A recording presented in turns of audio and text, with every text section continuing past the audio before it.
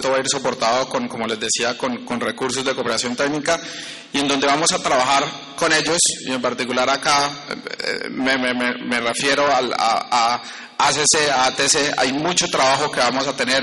Nos hemos reunido con ellos me dicen, pónganos a trabajar, nosotros queremos hacer esto.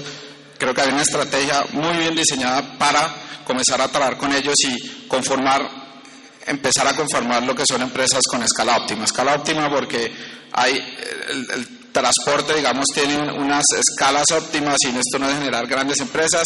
Vamos a estar analizando eso, vamos a conservar la propiedad democrática de la flota, pero introduciendo elementos como políticas corporativas eficientes, sostenibles, que tengan capacidad de financiamiento. Estas unidades asociativas seguramente van a requerir un financiamiento para introducir esa innovación en flota, en tecnología de equipos, que sean administradoras integrales de su flota y de su recurso humano, que puedan a través de esto emplear modelos de optimización para que mejoren su rotación, la utilización de la capacidad en transporte, y que tengan eventualmente esa capacidad negociadora de contratos de transporte con los generadores de carga.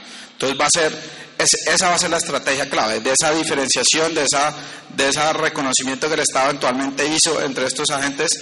La vamos a empezar a reversar en alguna medida en algunos pilotos, que ojalá estos pilotos puedan evolucionar hacia la conformación de socios especializados logísticos. Particularmente la ACC en sus recomendaciones nos comentan que están interesados a evolucionar, a ser operadores logísticos con el modo férreo, pero antes tenemos que cumplir y ir hacia todos estos elementos para poder tener esa evolución.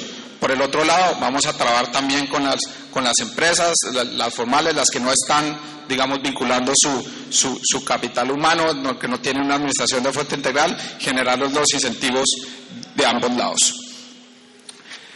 Siguiente, por favor.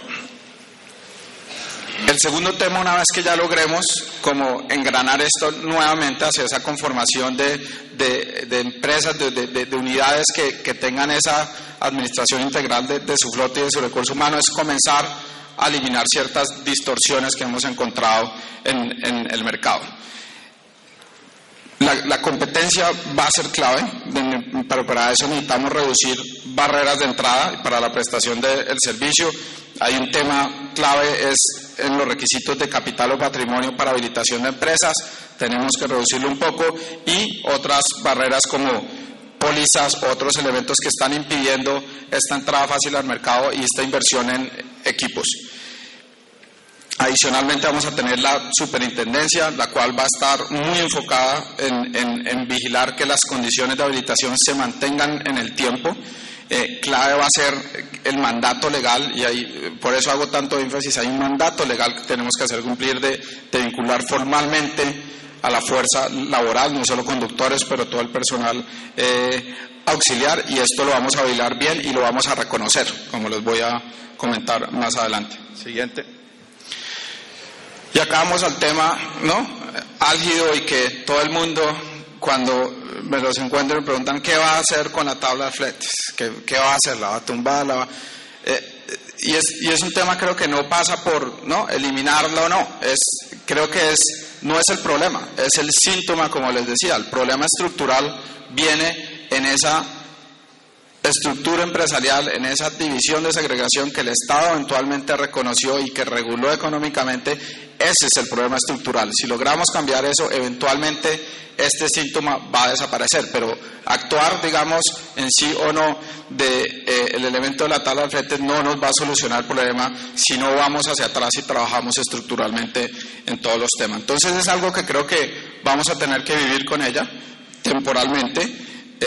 La idea acá es, vamos con un análisis técnico muy riguroso, como mencionaba el ministro, vamos a calibrar un modelo. Tenemos información importante como el índice de costos de transporte de carga que está desarrollando el DANE, que lo está sacando trimestralmente. Vamos a ver con los diferentes agentes de esta cadena cómo podemos calibrar. Seguramente esto no hace un número fijo, sino vamos a actuar en rangos, y lo más importante en esta actualización es que va a haber una correspondencia directa a los incentivos que buscamos generar en el sector, que son dos, que son las mejores prácticas de empresas formales que cumplan con formalización laboral integral, y esto estamos tomando un benchmark, una referencia de una de las mejores empresas que tenemos en el país, donde se reconocen unos costos laborales integrales, y esa va a ser nuestra referencia, y que promuevan la renovación e innovación tecnológica en equipos. Entonces, esa actualización va a tener unos incentivos muy claros a una recuperación de capital en los años en donde se recupera uno de estos equipos, y esa va a ser la diferenciación y los incentivos que vamos a empezar a introducir en esta actualización de esta tabla de fletes. Vamos a reglamentar también contratos con excepción a esta regulación que hemos denominado temporal, con un acuerdo mutuo entre todas las partes, no entre dos de ellos, entre todos. Si hay un acuerdo total, hay una excepción en esa regulación económica temporal que vamos a definir. Y eventualmente, como les decía, estas relaciones económicas van a ser directamente entre los generadores de carga y entre estas empresas formales. Si logramos si estos pilotos funcionan y promueven, digamos, entre el gremio de conductores, de propietarios, modelos de asociación donde hay unas barreras de entrada muy fáciles, donde la conformación de estas empresas van a ser fáciles, vamos a eliminar esa diferenciación de agentes que el Estado reconoció eventualmente, y esa regulación económica, esa tabla de fletes va a ser irrelevante en algún momento. Siguiente. El otro tema es reducir asimetrías de información, y estos son diferentes elementos que tienen que ser coorquestados y llevados simultáneamente. Esto no es una solución mágica, alguno de los puntos que ven acá por sí sola no funciona.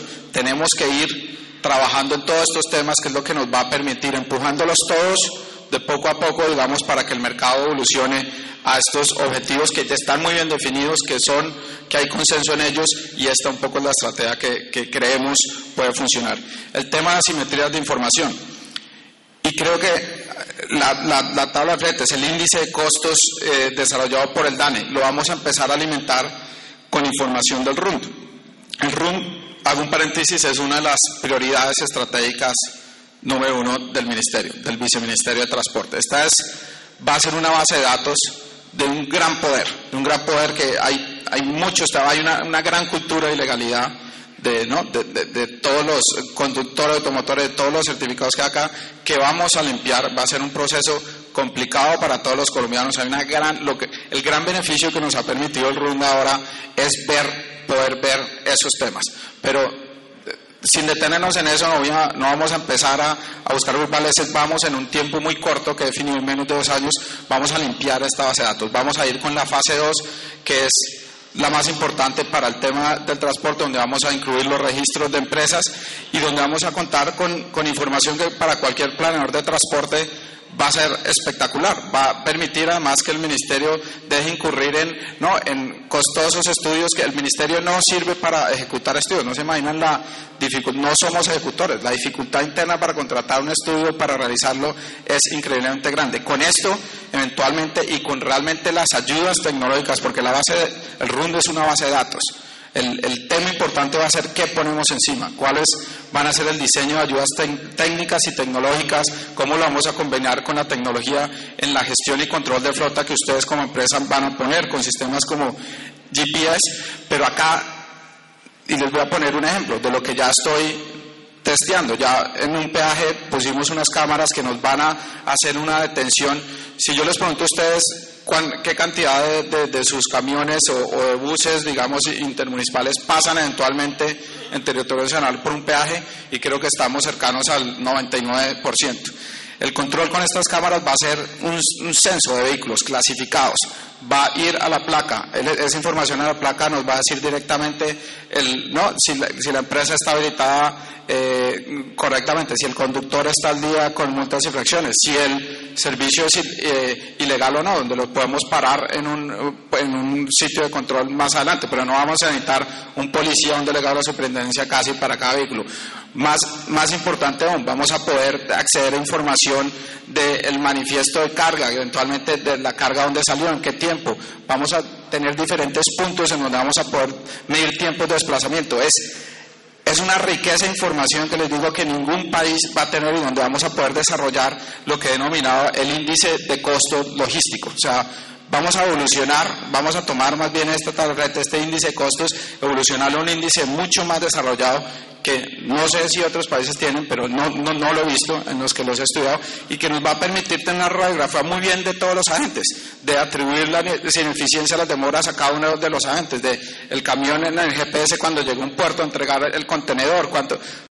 Vamos a tener muy bien en este índice y toda esta información va a poder ser analizada para el Ministerio, para planificar más eficientemente, para gestionar, y a la Superintendencia para controlar, inspeccionar, controlar y vigilar mucho más eficaz y eficientemente.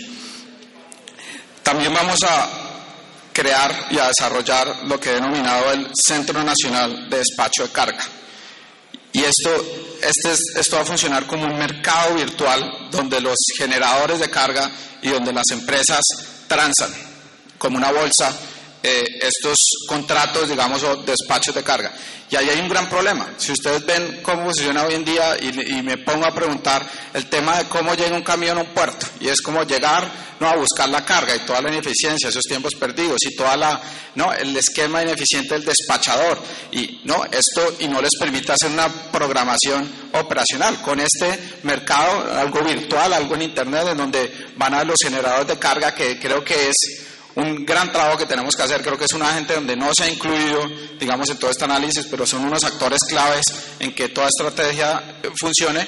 Se postulan todas esas generaciones de carga y las empresas pueden empezar a planear, a hacer estos como modelos de optimización, como ocurre en pasajeros, como ocurre de pasajeros de buses, de aviación. Hay modelos de optimización en donde con una carga uno diseña todo el scheduling para vehículos y el de conductores, y son modelos avanzados de optimización que permiten mejorar la eficiencia, que permiten reducir esos tiempos muertos, mejorar la rotación del capital y utilizar mucho mejor esa capacidad que tenemos en los vehículos.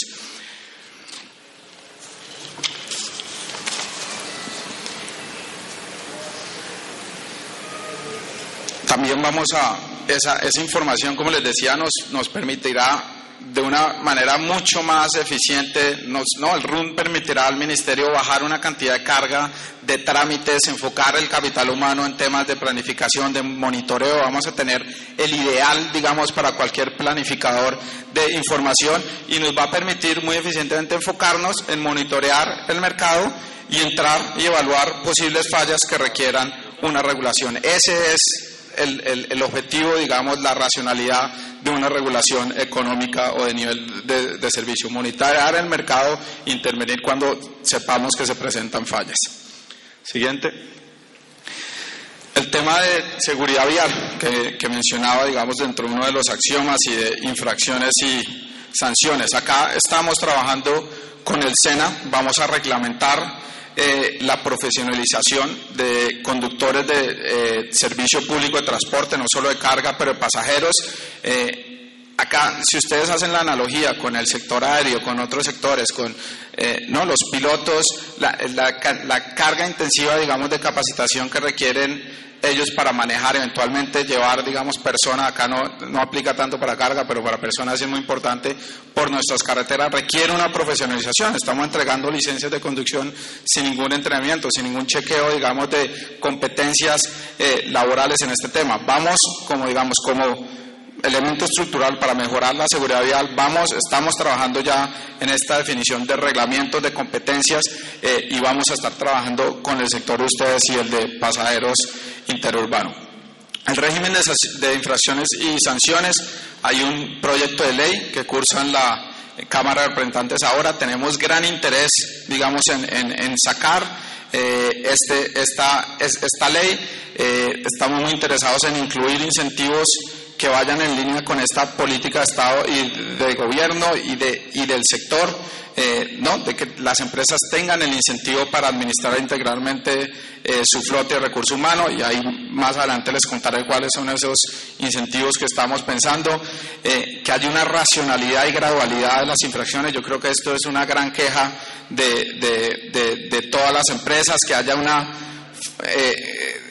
haya una garantía, digamos, en que vamos a cumplir esos objetivos que como Estado nos vemos obligados a cumplir, que